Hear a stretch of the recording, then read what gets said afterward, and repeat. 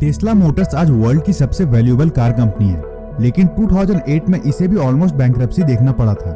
उस time period में Tesla ने बहुत सारे स्मार्ट डिसीजंस लिए थे और कई सीक्रेट्स के जवाब ढूंढे थे, जिसके चलते आज टेस्ला मोटर्स वर्ल्ड लीडर है। तो फ्रेंड्स, आज इस वीडियो में हम उन सारे सीक्रेट्स और फैक्टर्स को डिस्कस करेंगे जिन्होंने इलॉन मस्क और टेस्ला को इतना सक्सेसफुल बनाया है। आपने पेपैल माफिया के बारे में तो सुना ही होगा। स्टार्टिंग में पेपैल ईमेल के through money transferring services provide करता था और ये कंपनी जिसका नाम कॉन्फिनिटी था, उसे पीटर थिल, मैक्स लेफ्चिन और ल्यूक नोसेक ने मिलकर को-फाउंड किया था।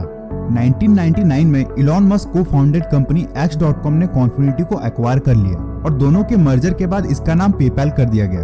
2002 में eBay ने पेपैल को खरीद लिया और उसके बाद 4 साल के अंदर ही स्टार्टिंग के 50 एम्प्लॉयज में से 12 ने कंपनी को क्विट कर दिया।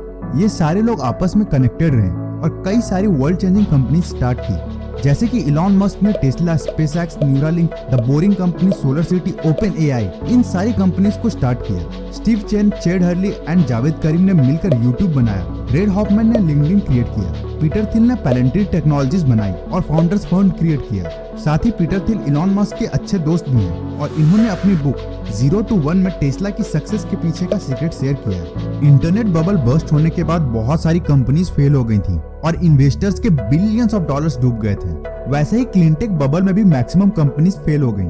सोसाइटी और वर्ल्ड के लिए ग्रीन टेक्नोलॉजी जरूरी है और सारे लोग ये बात जानते भी हैं। फिर भी क्लीनटेक कंपनी सक्सेसफुल नहीं हो सकी। लोगों ने क्लीनटेक कंपनीज को फिलैंथ्रोपिस्ट अप्रोच से स्टार्ट किया। इसे non profit, good for society का इमेज दिया गया, जो रियल वर्ल्ड में फ्लॉप रहा। क्लीन एनर्जी की बात 20th सेंचुरी से हो रही है, लेकिन कोई भी इसे न्यू अप्रोच से ट्राई नहीं कर रहा था। इलॉन मस्क ये बात जानते थे और इसलिए उसने पूरा फोकस बेटर टेक्नोलॉजी बनाने पे किया, ना कि सब्सिडीज और चैरिटी पे। Tesla one of the rare company है जिसने 2000 के फाइनेंशियल क्राइसिस और क्लीनटेक बबल को सरवाइव कर लिया, क्योंकि इसने इन 7 क्वेश्चंस के राइट आंसर ढूंढ निकाले। First question, technology.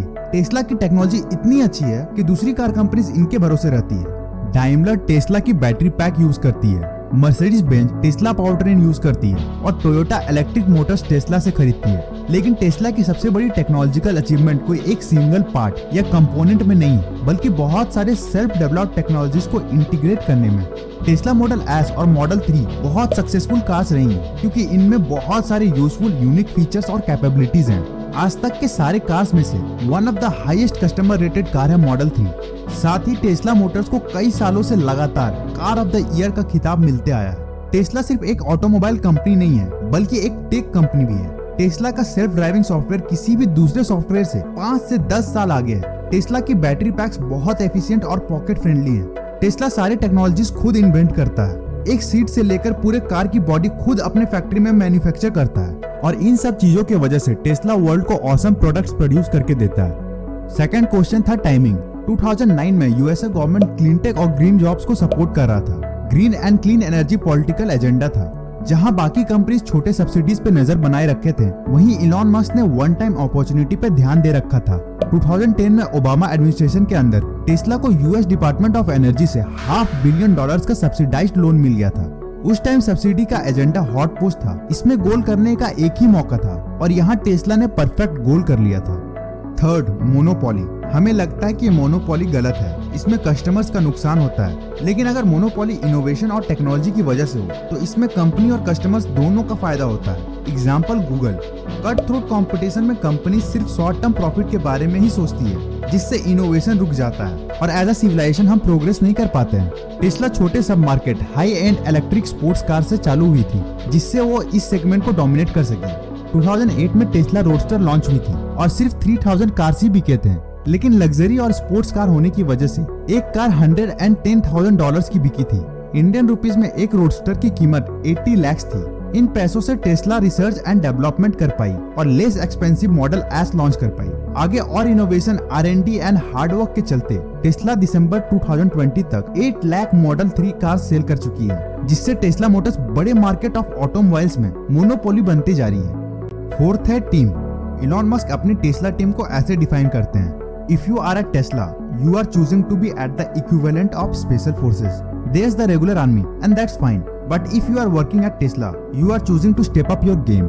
इलॉन खुद एक इंजीनियर और डिजाइनर हैं, जो एक वीक में 100 आवर्स काम करते हैं और अगर जरूरत पड़े तो फैक्ट्री में ही सो जाते हैं। फिफ्थ क्वेश्चन है distribution.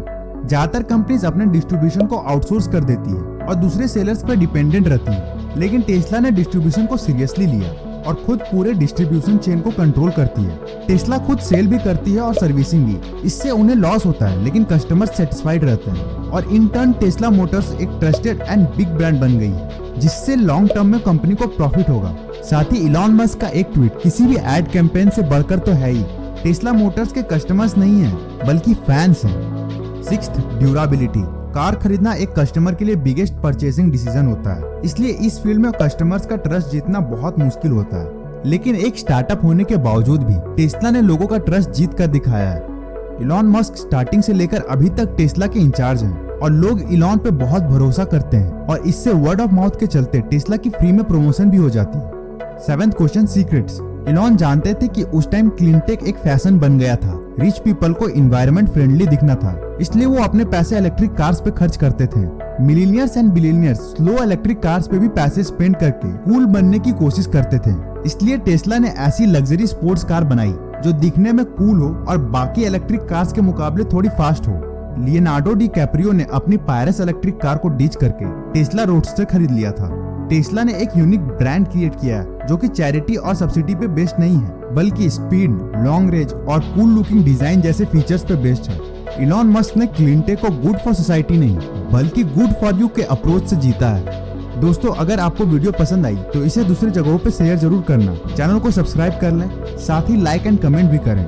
Thank you for watching the video.